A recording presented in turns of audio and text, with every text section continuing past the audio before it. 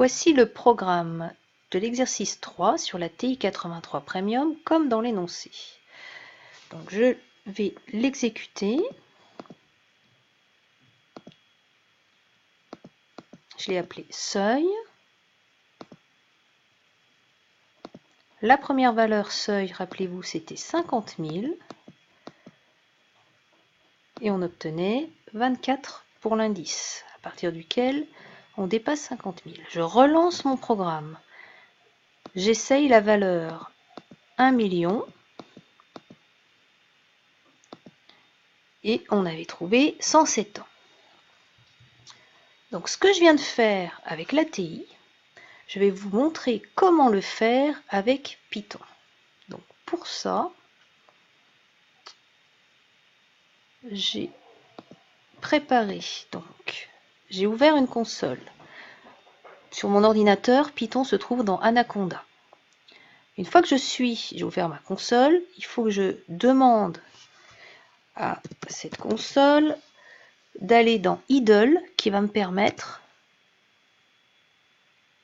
d'accéder à mes programmes. Donc à ce moment-là, je peux ouvrir, éditer, puis je vais vous montrer comment lancer un programme. Donc là, je vais ouvrir un programme. Il se trouve dans Suite, c'est le premier. Et là apparaît le script du programme. Donc par rapport à ce qu'on a fait avec la calculatrice, vous voyez qu'il y a quelques modifications.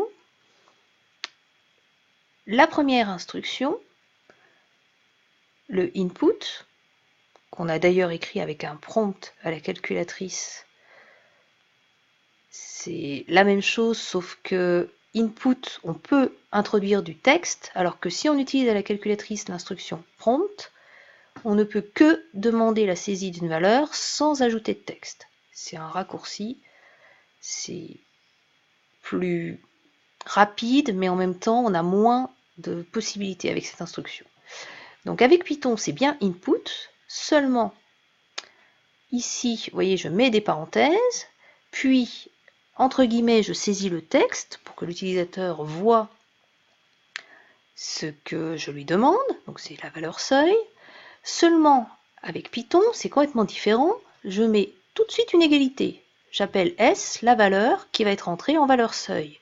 Mais, avec Python, quand je demande de rentrer quelque chose au clavier, ce quelque chose va être automatiquement interprété comme un mot.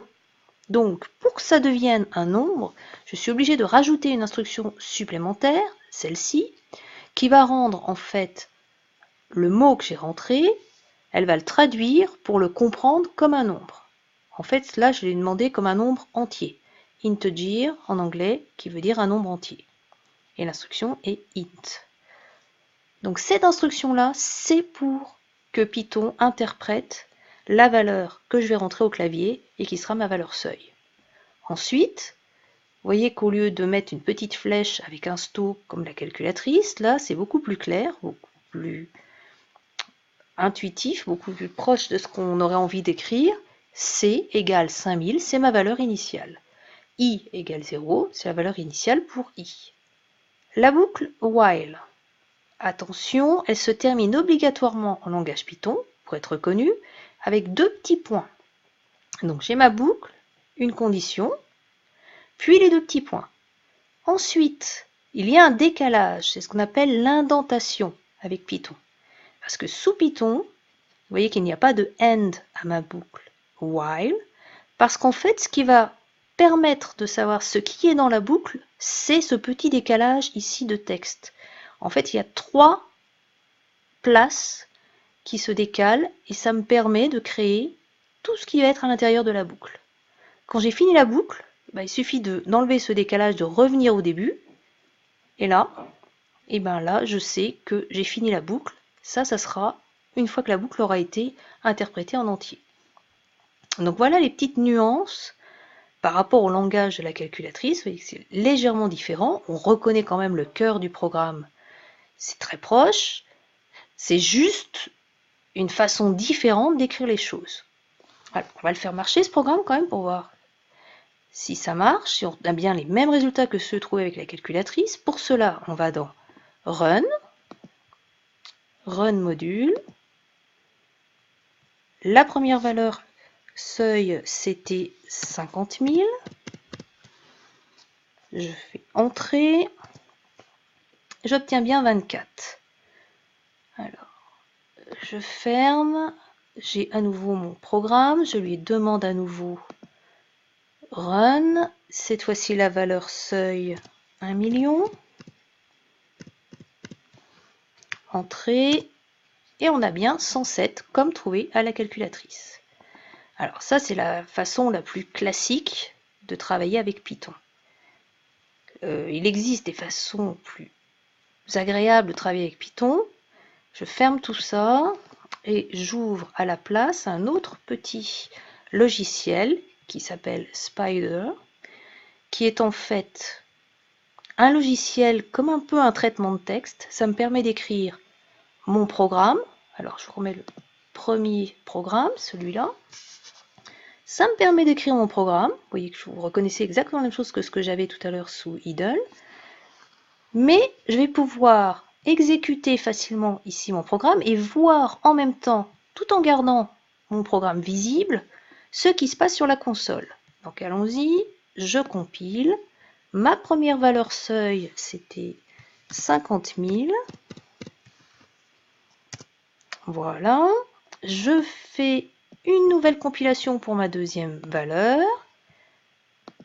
C'était 1 million. Entrée. Et j'ai bien les 107 ans, comme ce que j'avais trouvé avec la calculatrice. Alors, le programme numéro 2, qui est l'adaptation de ce programme à la deuxième question de l'exercice 3, je vous le montre tout de suite. Qu'est-ce qui a changé? Pas grand-chose, si ce n'est les deux modifications qu'on avait faites, c'est-à-dire, rappelez-vous, la valeur initiale qui change, et puis la définition de la suite. Mais tout le reste, évidemment, reste tel quel. Donc, je compile à nouveau celui-là. Je remonte un peu pour que vous voyez bien. La valeur seuil dans cette deuxième partie, rappelez-vous, c'était 2 fois ce qu'on avait au départ, donc 3000. Puis, on avait ensuite 10 fois ce qu'on avait au départ, c'est-à-dire qu'on avait entré 15 000. Et c'est bien les deux valeurs qu'on avait trouvées sur la calculatrice. Donc voilà une première approche de Python. On essaiera tout au long de l'année de faire le maximum de programmes sur la calculatrice. Et pour ma part, je m'amuserai à vous les faire en Python et vous montrer ce que ça donne pour voir les petites différences de langage. Vous êtes censé travailler en Python cette année. Voilà.